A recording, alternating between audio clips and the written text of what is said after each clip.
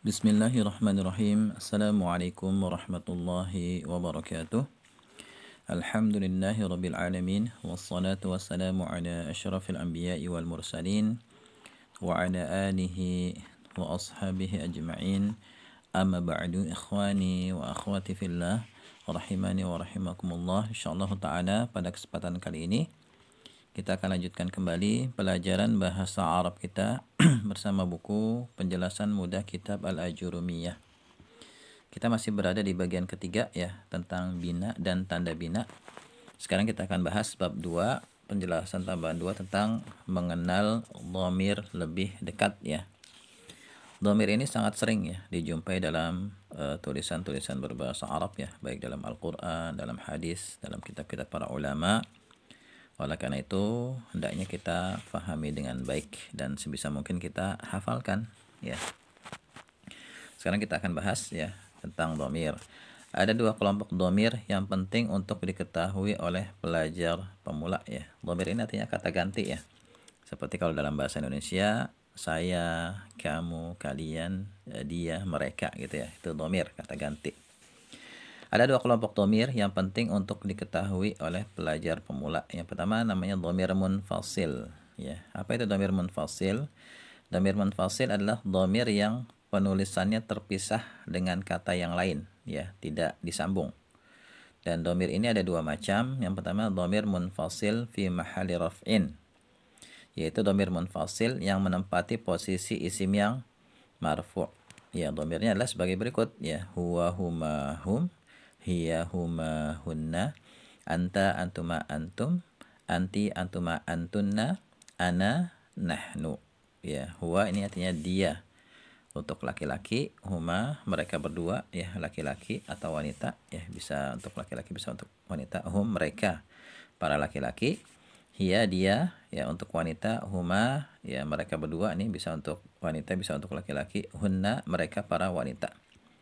Anta kamu ya untuk laki-laki, antuma kalian berdua, ini bisa untuk laki-laki bisa untuk wanita, antum kalian untuk laki-laki, anti kamu ya untuk perempuan, antuma kalian berdua, ini bisa untuk laki-laki bisa untuk wanita, antunna kalian para wanita ya, ana saya, ini tergantung yang bicara ya. Kalau yang bicara laki-laki berarti ana di sini laki-laki, kalau yang bicara perempuan berarti perempuan. Nah ini juga sama ya, kami ya, ini tergantung siapa yang bicara, bisa untuk laki-laki bisa untuk wanita. Catatannya, dhamir ini biasanya berposisi sebagai mubtada ya, akan datang penjelasannya nanti. Misalnya huwa mudarisun ya, dia adalah seorang guru ya. Huwa di sini mubtada, mudarisun khabar. Huma mudarisani ya, mereka berdua adalah guru ya. Huma mubtada, mudarisani khabar. Hum mudarisuna, mereka adalah para guru ya. Hum mubtada, mudarisuna khabar. Ya, tapi di sini yang penting adalah kita hafalkan aja dulu ya dhamir ini beserta artinya ya, huwa, huma, hum dan seterusnya. Ini namanya dhamir munfasil fi mahalli raf'in ya, dhamir yang penulisannya terpisah dan dia menempati posisi isim yang marfu' biasanya sebagai mubtada. Kemudian yang kedua dhamir munfasil fi mahalli nasbin, yaitu dhamir munfasil yang menempati posisi isim yang mansub. Ya, biasanya nanti didapati ya menempati posisi sebagai maf'ul bih yang posisinya diletakkan sebelum fi'il. Ya, maf'ul bih itu kan mestinya diletakkan setelah fi'il. Ada fi'il kemudian setelahnya ada maf'ul bih. Tapi kalau dhamir munfasil ini dia nanti jadi maf'ul bih tapi letaknya sebelum fi'il. Ya, seperti dalam ayat yang populer, iyyaka na'budu. Ya, hanya engkau yang kami ibadahi. Gitu ya.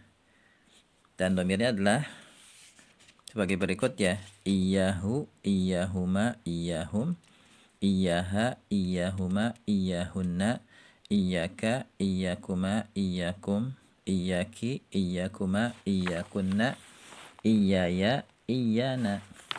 Ini artinya sama seperti yang di atas tadi, huwa, huma, hum, hiya, huma, hunna, ini persis artinya. Ya, misalnya iyyahu artinya dia untuk laki-laki, kalau iyyaha dia untuk perempuan. Yang lainnya secara umum sama ya. Artinya sama. Catatan ya, dhamir-dhamir di atas ini biasanya berposisi sebagai maf'ul bih yang posisinya diletakkan sebelum fi'il. Ya, akan datang penjelasannya nanti. Contohnya misalnya iyyaka na'budu. hanya engkau yang kami sembah. Ya sebenarnya pada asalnya nih tidak ada kata-kata hanya. Iyaka ini engkau, na'budu kami sembah, kami ibadahi. Tapi kenapa muncul kata-kata hanya? Ini dikarenakan ya ada kaidah dalam bahasa Arab, mengedepankan sesuatu yang mestinya diakhirkan itu nanti memberi makna pembatasan ya. Taqdimu ma haqquhu ta'khir yufidul hasr. Ya, meletakkan di depan sesuatu yang mestinya diakhirkan itu memberi makna hasr, pembatasan atau pengkhususan. Ya, sebagaimana sudah saya sampaikan tadi ya, mestinya kan maf'ul bih itu diletakkan setelah fi'il. Ya, misalnya na'budullaha ya, kami beribadah kepada Allah. Tapi kalau nanti maf'ul bih diletakkan sebelum fi'il, misalnya Allaha na'budu, maka nanti ngartiinnya hanya Allah yang kami ibadahi gitu. Jadi di sini iyaka, kenapa diartikan hanya engkau? Karena di sini ya dia diletakkan sebelum fi'il. Kemudian iyaya nasara Zaidun, hanya aku yang Zaid tolong. Ya, ini dhamir munfasil fi mahalli nasbin dan dihafalkan ya, tugas antum menghafalkan. Kemudian dhamir muttasil ya, tadi dhamir munfasil, sekarang dhamir muttasil. Dhamir muttasil adalah dhamir yang penulisannya itu harus disambung dengan kata sebelumnya. Kalau memang bisa disambung gitu. Kalau munfasil memang harus dipisah dengan kata yang lainnya, dia nggak ditulis bersambung. Kalau muttasil ini penulisannya harus bersambung. Dan dhamir ini ada 3 macam. Yang pertama dhamir muttasil fi mahalli raf'in, yaitu dhamir muttasil yang menempati posisi isim yang marfu. Ya, akan dijelaskan nanti saat membahas materi tentang fa'il ya, untuk dhamir muttasil fi mahalli raf'in. Sebab nanti posisinya sebagai fa'il. Ya, ini nanti akan datang pembahasannya ya. Kemudian yang kedua, dhamir muttasil fi mahalli nasbin, yaitu dhamir muttasil yang menempati posisi isim yang mansub. Ya, dhamirnya adalah huma hum, hahuma hunna, kakuma kum, kikuma kunna, ya na. Adapun artinya sama persis ya dengan dhamir-dhamir sebelumnya ya, untuk mengartikannya sama persis tapi penggunaannya nanti beda.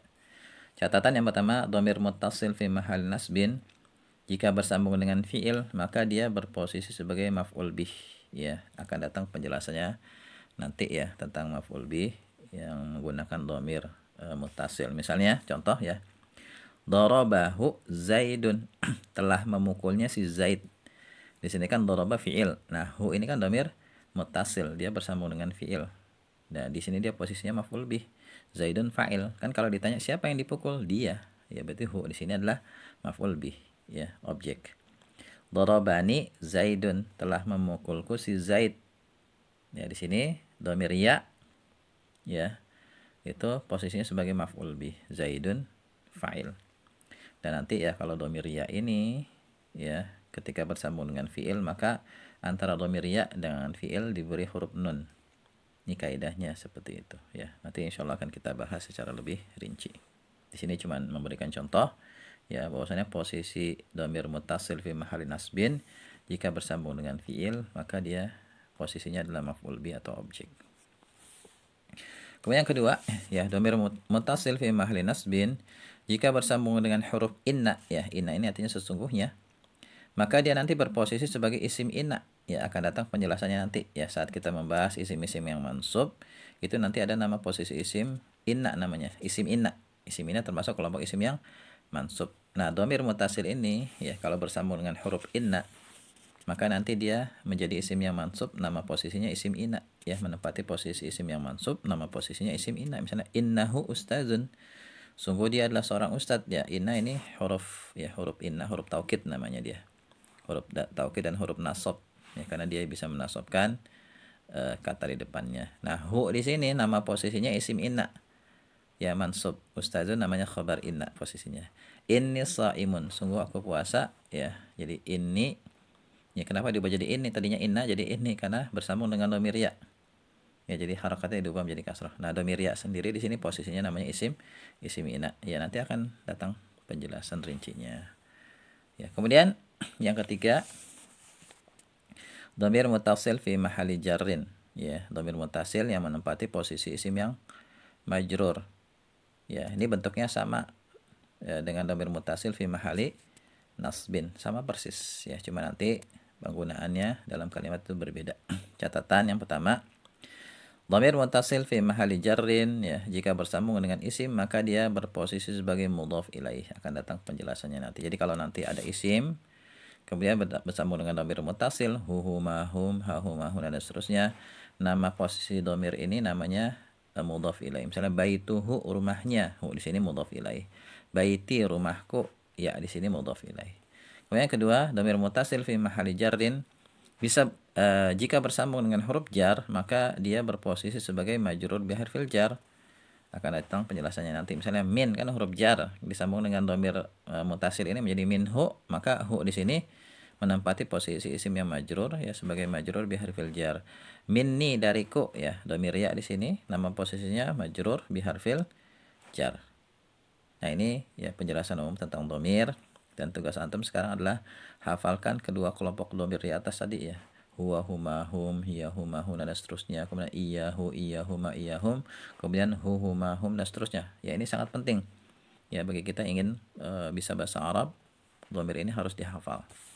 Ya, jadi tugas antum sekarang adalah menghafal dhamir-dhamir ini. Ya. Kemudian antum kerjakan latihannya di sini. Ya, di sini ada latihan. Silakan antum kerjakan sesuai kemampuan. Insyaallah nanti akan kita bahas ya. Ya, barangkali ini yang bisa kita bahas pada kesempatan kali ini. Ya, semoga bisa difahami.